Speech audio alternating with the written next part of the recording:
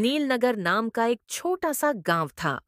इसी गांव में बिरजू नाम का एक गरीब लेकिन मेहनती आदमी अपनी पत्नी रेखा और बेटे सूरज के साथ रहता था। बिरजू एक मजदूर था जो गांव के बड़े सेठ धनराज के यहाँ सामान उठाने का काम करता था। अब बारिश का मौसम आ चुका था और धीरे धीरे बारिश ने अपना रौद्र रूप दिखाना शुरू कर दिया था। कुछ दिनों से गांव में बारिश का कहर बहुत ज्यादा बढ़ गया था। उसी बीच एक रात बिरजू के घर। बिरजू, बहुत ज्यादा बारिश हो रही है। देखो, सूरज ठंड के मारे बुरी तरह कांप रहा है। अगर हमने कुछ नहीं किया तो ये बारिश और ठंड हमारी जान ही ले लेंगी। तुम सही कह रही हो रेखा। ये बारिश तो रुकने का नाम ही नहीं ले रही। ऊपर से हमारी झोपड़ी की छत भी टपक रही है। बिरजू, कुछ तो करो। हमारा बेटा इस तरह ठंड में कांप रहा है। मुझसे उसका दर्द देखा नहीं जा रहा। रुको रेखा, मैं अभी कुछ करता हूँ। मैं अभी आग जला देता हूँ, क्योंकि अगर हमने आग ना जलाई तो हम ये रात नहीं निकाल पाएंगे। बिरजू आग जला लेता है और आग की तपिश से उन्हें कुछ राहत मिलती है, जिससे वे सो जाते हैं।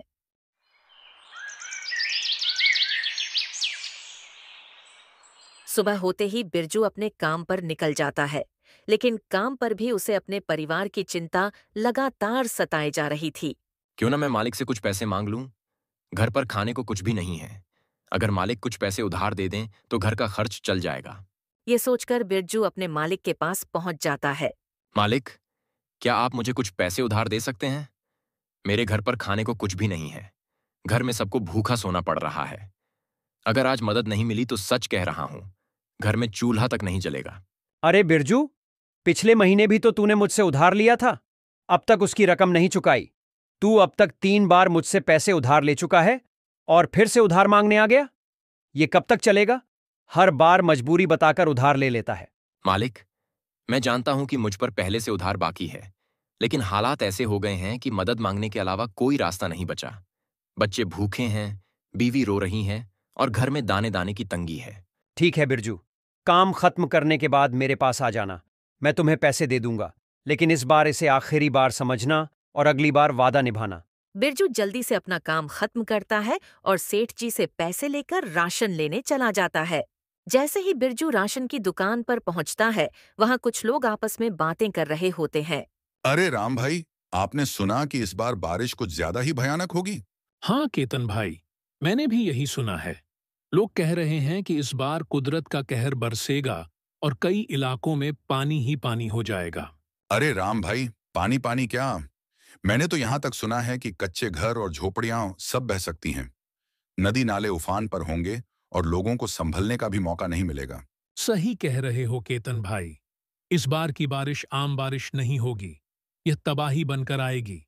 खेत खलिहान सब जलमग्न हो जाएंगे। सड़कों पर पानी का समंदर होगा और कई जगह जनजीवन ठप पड़ जाएगा। राशन की दुकान पर राम और केतन की बातें सुनकर बिरजू बहुत डर जाता है। अरे राम भाई, ये आप कैसी बातें कर रहे हो? आप लोग तो किसी तरह बच ही जाओगे, लेकिन हम जैसे गरीबों पर क्या बीतेगी, ये कोई नहीं समझ सकता। मेरी झोपड़ी तो पहले से ही बहुत कमजोर है। अगर जैसा आप कह रहे हैं वैसी बारिश हुई तो मेरी झोपड़ी तो बह जाएगी और फिर हमारे पास सिर छुपाने का भी सहारा नहीं बचेगा। अरे बिरजू भाई, माफ करना। हम तो बस यूं ही बातें कर रहे थे, पर सच कहूं, तुम्हारी बात सुनकर तो दिल बैठ गया। सच में जब ये बारिश कहर बनकर टूटेगी तो सबसे ज्यादा मुसीबत गरीबों पर ही आएगी।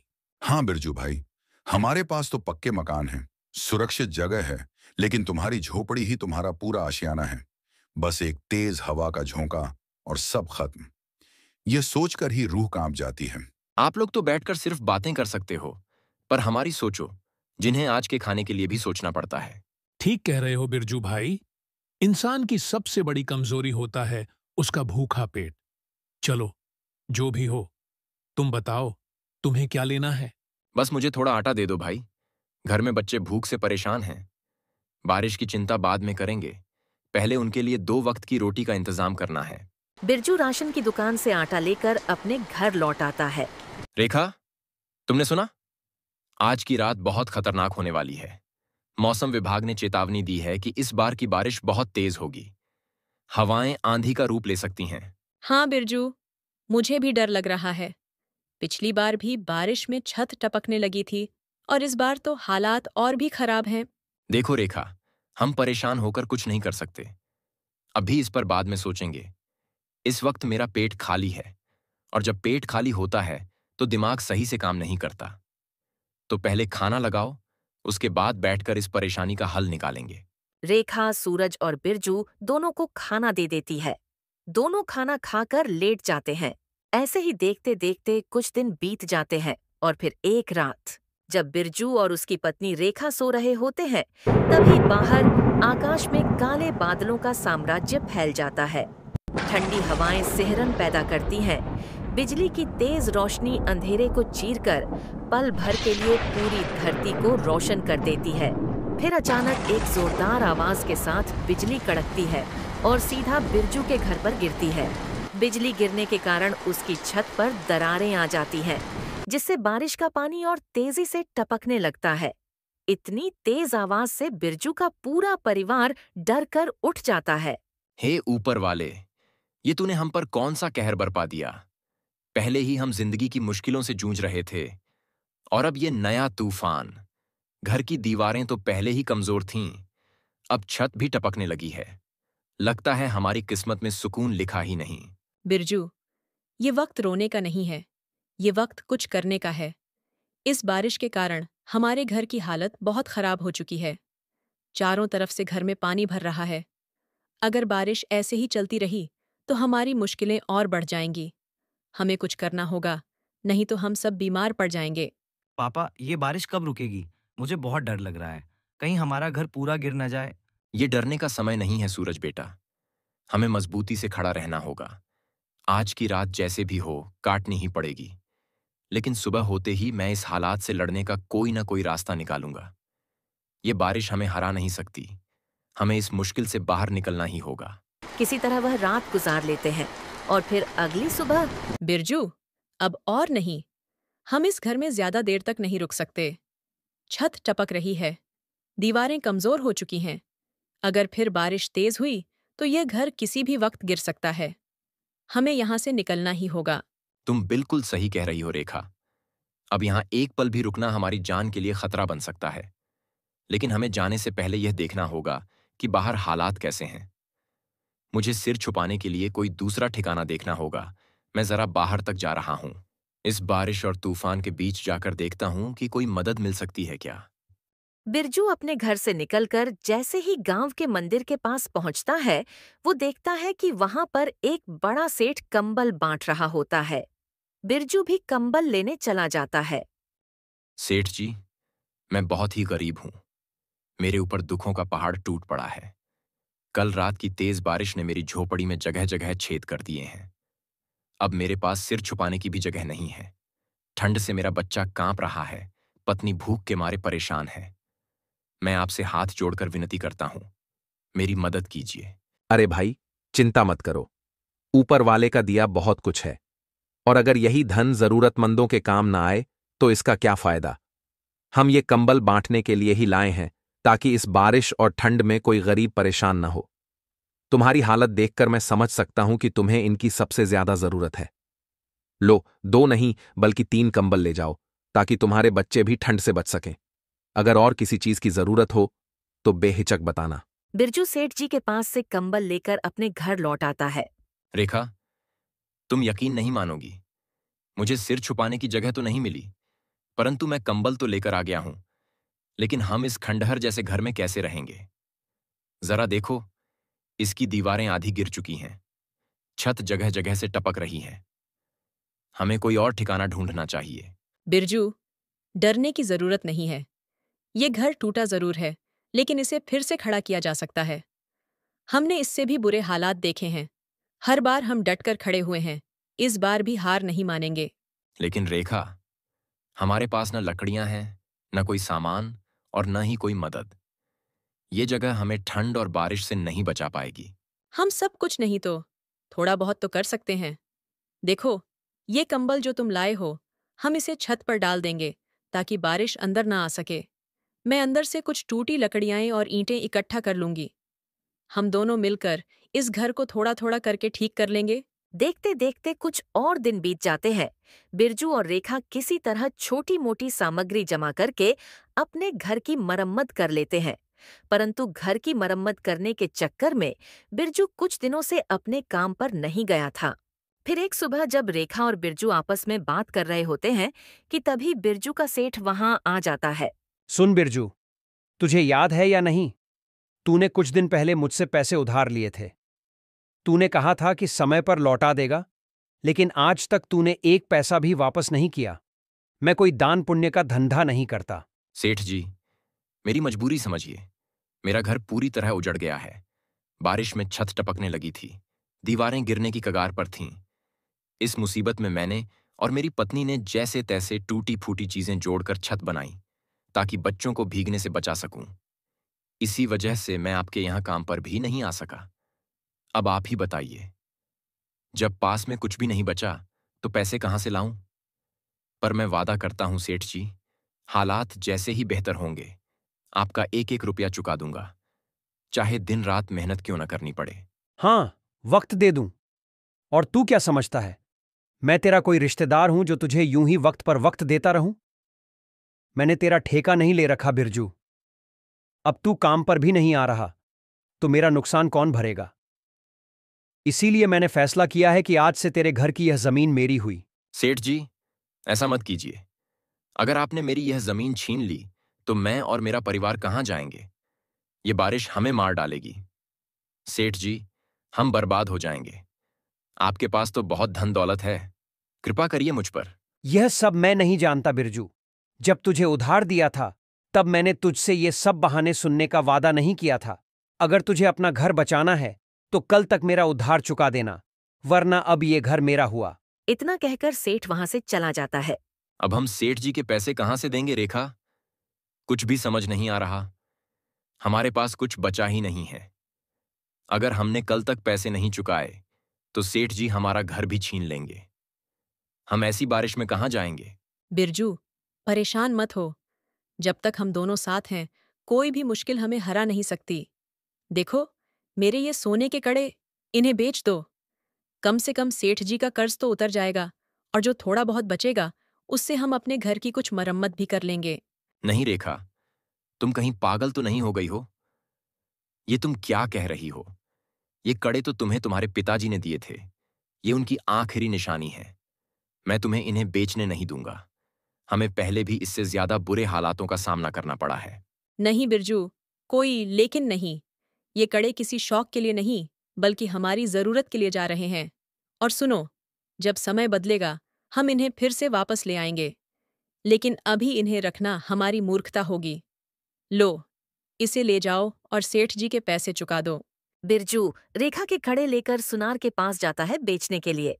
अरे बिरजू भाई, कैसे आना हुआ? बड़े दिनों बाद दिखाई दिए, क्या काम है? धनी भाई, ये कड़े बेचने आया हूं। देखिए कितने के बिक सकते हैं। अरे बिरजू, ये तो बहुत पुराने जमाने का सोना है। अच्छा माल है, लेकिन तुम तो जानते हो बाजार में भाव गिर रहे हैं। मैं तुम्हें इसके 1,000 रुपए दे सकता हूं। क्या? सिर्फ 1,000 रुपए? धनी भाई, ये तो शुद्ध सोना है। मेरी पत्नी के मायके से मिला था। इसमें वजन भी अच्छा है। कम से कम इसका सही दाम तो लगाइए। देखो बिरजू, मैं तुम्हें बेवकूफ नहीं बना रहा। बाजार की हालत तुमसे छुपी नहीं है। इस समय कोई ज्यादा दाम नहीं देगा। हाँ, अगर तुम्हें कहीं और ज्यादा मिल रहा हो तो जा सकते हो, लेकिन मैं जानता हूं कि तुम जल्दी में हो और तुम्हें पैसे अभी चाहिए। अब बताओ, सौदा पक्का करें? ठीक है धनी भाई, आप ही ये कड़े ले लीजिए और मुझे पैसे दे दीजिए।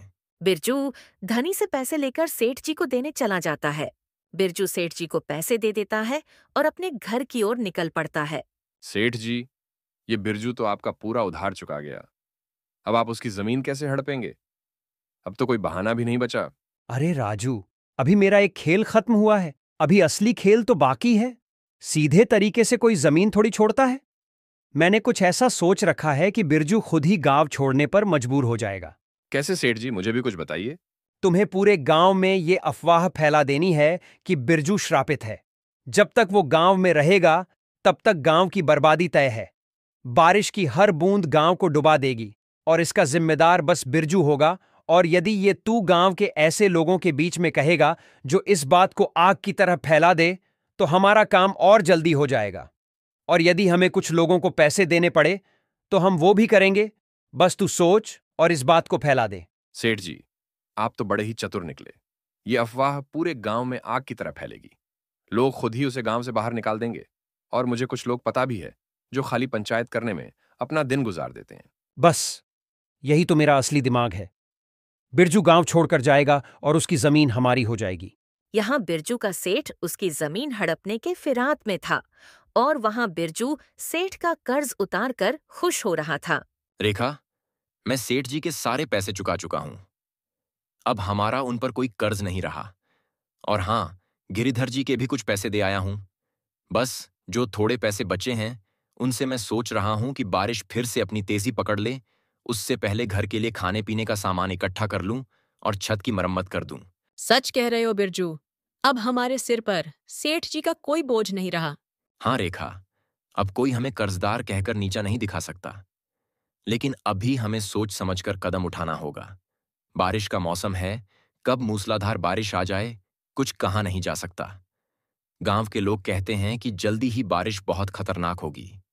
इसलिए जो पैसे बचे हैं उनसे घर की मरम्मत जल्द से जल्द करनी होगी।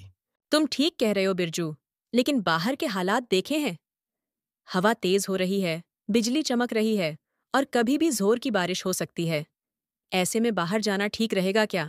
कुछ ही देर बाद देखते ही देखते बारिश पूरे गांव पर कहर बनकर टूट पड़ती है। घरों की छतें टपकने लगती हैं।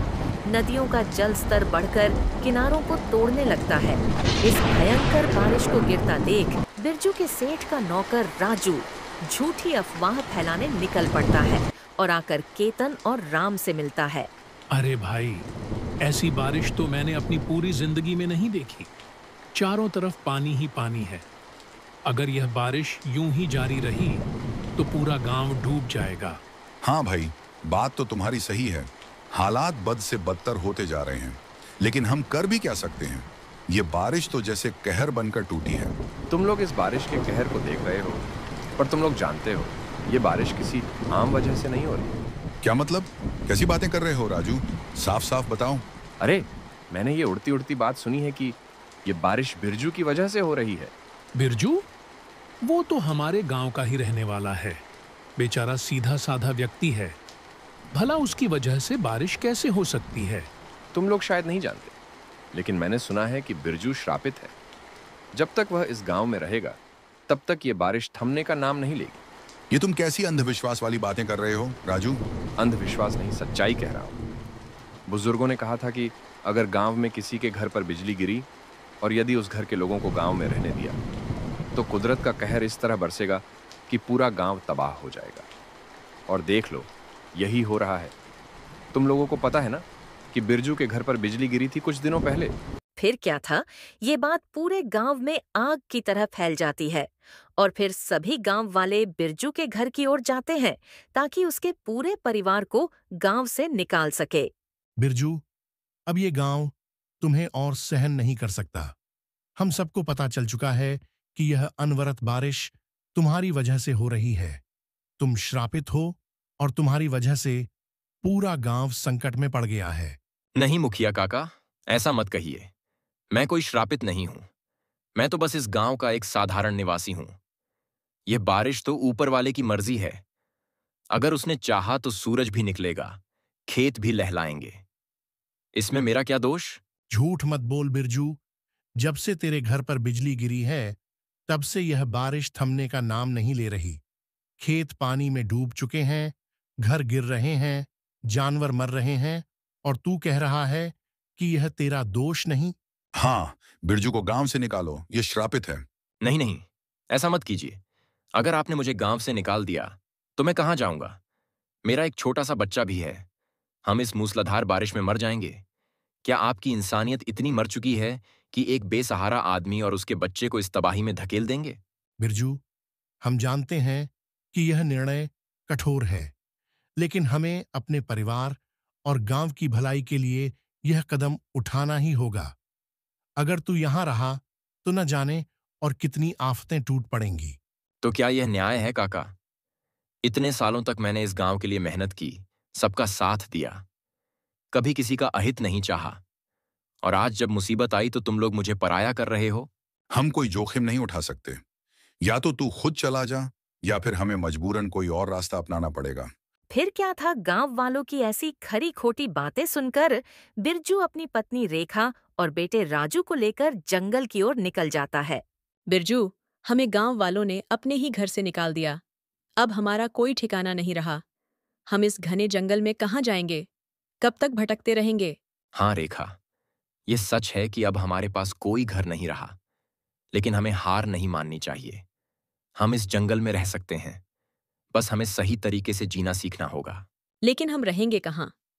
अगर बारिश ने फिर से अपनी रफ्तार पकड़ ली तो हम सिर कहाँ छिपाएंगे? और इस जंगल में जंगली जानवरों का भी खतरा रहेगा। अगर हमने जल्दी कोई ठिकाना नहीं ढूंढा तो इस जंगल में रात काटना मुश्किल हो जाएगा। रेखा, तुम्हें याद है जब हम छोटे थे तो पेड़ों पर मचान बनाया करते थे? क्यों ना हम एक पेड़ पर अपना घर बना लें? पेड़ पर घर? क्या ये मुमकिन होगा बिरजू? बिल्कुल। इससे हमें दो फायदे होंगे। पहला, हम जंगली जानवरों से सुरक्षित रहेंगे और दूसरा, बारिश से भी बच पाएंगे। हमने पहले भी घर बनाने का काम किया है, तो यह भी कर सकते हैं। बिरजू फिर बिना कुछ सोचे जंगल से लकड़ियां और बांबू जमा करता है और कुछ ही देर में एक पेड़ पर छोटा सा घर बना लेता है। बिरजू, यकीन नहीं होता। ये घर तो हमारे पहले घर से भी ज्यादा अच्छा और मजबूत लग रहा है। हमारी मेहनत रंग लाई। अब ना तो हमें बारिश की चिंता होगी और ना ही जंगली जानवरों का डर। सच कह रही हो रेखा। जब हमें गांव से निकाल दिया गया था, तब लग रहा था कि अब हमारा कोई ठिकाना नहीं रहा। लेकिन देखो, हमने अपनी मेहनत से खुद एक नया घर बना लिया। ये कोई मामूली घर नहीं है, यह हमारी हिम्मत और एकता का प्रतीक है। और ये सब सिर्फ तुम्हारी ताकत और हुनर की वजह से हुआ है, बिरजू। अगर तुम यह आइडिया नहीं देते, तो शायद हम अब भी किसी गुफा या झाड़ी के नीचे पड़े होते। अब तो तुम जंगल में रहने वाली किसी विशेषज्ञ की तरह बात कर रही हो। अच्छा, अब मैं थोड़ा जंगल में जाकर कुछ खाने का इंतजाम करता हूँ। शायद कुछ फल मिल जाए। यहाँ बिरजू ने अपने परिवार के लिए जंगल में पेड़ के ऊपर एक बेहतरीन घर बना लिया था और वहीं गांव में अभी भी मूसलधार बारिश लगातार हो रही थी, जिसकी वजह से पूरे गांव में पानी भर गया था। गलियों में पानी लबालब भरा था, खेत जलमग्न हो चुके थे और लोगों के घरों में भी पानी घुसने लगा था। गांव के तालाब और नाले उफान पर थे, जिससे सड़कें डूब चुकी थीं और लोगों का आना जाना मुश्किल हो गया था। अरे, यह गांव तो पूरा पानी में समा चुका है। हमें यहाँ से जल्द निकलना होगा, वरना हमारी जान भी खतरे में पड़ जाएगी। हाँ मुखिया जी, ये पानी तो हर पल बढ़ता ही जा रहा है। अगर हम और देर यहाँ रुके तो हम भी इसमें बह जाएंगे। हमें अब देरी नहीं करनी चाहिए। हे भगवान, हमें माफ कर दो।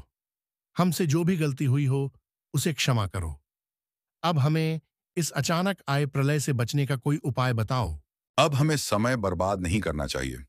अगर अपनी जान बचानी है तो हमें जल्द से जल्द जंगल की ओर भागना होगा। कम से कम वहां ऊंचाई पर जाने से हम इस पानी के कहर से बच सकते हैं। सभी गांव वाले जंगल की ओर निकल पड़ते हैं। जंगल में पहुंचते ही उन्हें बिरजू का घर दिखता है। वे देखकर चौंक जाते हैं कि पेड़ पर यह घर किसने बनाया। तभी बिरजू आता है। अरे सेठ जी, गांव वालों, आप लोग यहाँ क्या कर रहे हो? आपके पास तो पक्के मकान थे, बड़ी बड़ी हवेलियां थीं। फिर अब यहाँ क्या करने आए हो? जब मेरा घर उजाड़ा गया था, तब आपको मेरे दर्द का एहसास नहीं हुआ, और आज जब आपका पूरा गांव पानी में समा गया, तब आप मेरे दरवाजे पर खड़े हो? बिरजू बेटा, हमें माफ कर दो। हमें अपने घर पर कुछ दिनों के लिए जगह दे दो। हमारा सब कुछ तबाह हो चुका है। गांव पूरा पानी में डूब चुका है। हमारे पास अब रहने के लिए कोई जगह नहीं है। हमारे छोटे छोटे बच्चे हैं। हाँ बिरजू, हम पर थोड़ी रहम करो। हमने तुम्हारे और तुम्हारे परिवार के साथ बहुत गलत किया। तुम्हें बेघर कर दिया, तुम्हें गांव से निकाल दिया, लेकिन अब हमें अपनी गलती का एहसास हो गया है। कृपा करके हमें अपने घर में जगह दे दो। हाँ, याद है मुझे सेठ जी। आपने मुझे गांव से निकालते वक्त एक बार भी नहीं सोचा कि मैं कहाँ जाऊंगा, मेरी बीवी और बच्चे कहाँ रहेंगे। आपके दिल में मेरे लिए कोई दया नहीं थी। आपने मुझे बदनाम कर दिया, मुझ पर झूठे इल्जाम लगाए और गांव से निकाल बाहर किया। और आज जब कुदरत ने आप पर कहर बरपाया तो आप मेरे पास आ गए। बिरजू बेटा, हमें क्षमा कर दो। हमसे गलती हो गई। हमें अपने घर में जगह दे दो। हमारे छोटे छोटे बच्चे हैं, हमारी औरतें हैं, हमें बचा लो। ठीक है मुखिया जी, मैं अपने दिल में इतनी नफरत नहीं रख सकता। ऊपर वाले ने मुझे सिखाया है कि बदले से बड़ा धर्म मानवता है। आप लोग अंदर आ सकते हैं। मैं आपको भी वैसे ही घर बनाकर दूंगा जैसे मैंने अपने लिए बनाया है। तो इस तरह बिरजू ने सभी गांव वालों की जान बचाई और सभी को अपने जैसे घर बनाकर दिए। फिर बारिश के समाप्त होने के बाद गांव वालों ने भी उसे गांव में फिर से बुला लिया। इस कहानी से हमें यह समझ आता है कि हमें किसी का बुरा करने से शायद हम कुछ समय के लिए जीत जाएं, लेकिन सच्चाई, करुणा और अच्छाई हमेशा अंत में विजयी होती है। बिरजू ने बदले की जगह माफी और मदद का रास्ता चुना और यही उसे सबसे बड़ा इंसान बनाता है। अगर आपको हमारी यह कहानी पसंद आई हो तो चैनल को सब्सक्राइब करना न भूलें और ऐसी ही भावुक व प्रेरणादायक कहानियों के लिए बेल आइकन दबाएं।